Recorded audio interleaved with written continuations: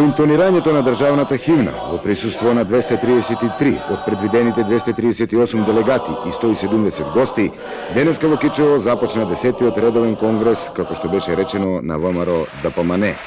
Највисокиот собир на оваа партија го отвори генералниот секретар Борис Мејковски, пошто беа поздравени гостите од одделни партии од земјата, а по усвојувањето на дневниот ред и верификацијата на делегатите, конгресот ја почна работата во пленум.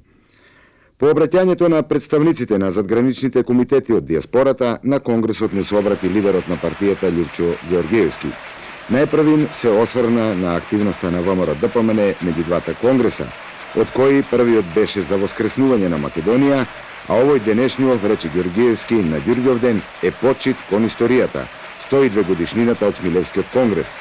Во овие 4 години наша главна цел, рече Ѓоргиевски, беше слободна и самостојна Македонија.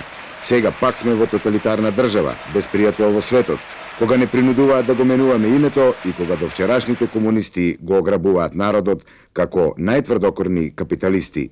Откако се осврна на тактичките пропусти во однос на можноста да се освои или учествува во власта, Ѓоргиевски рече дека сепак ВМРО ДПМН се реши да не учествува во власта заедно со Партијата за демократски просперитет, која сака да ја федерализира Македонија и бившите комунисти.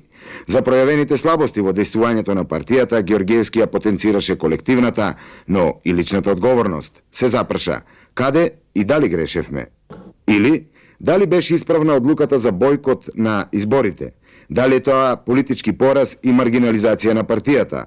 Немаше друго решение, рече Ѓоргиевски. Ако влезевме во парламентот, ќе бевме само политичка фасада на властодржците. Неопходно е кадровско освежување што ќе доведе до промени и во Централниот и во Извршниот комитет.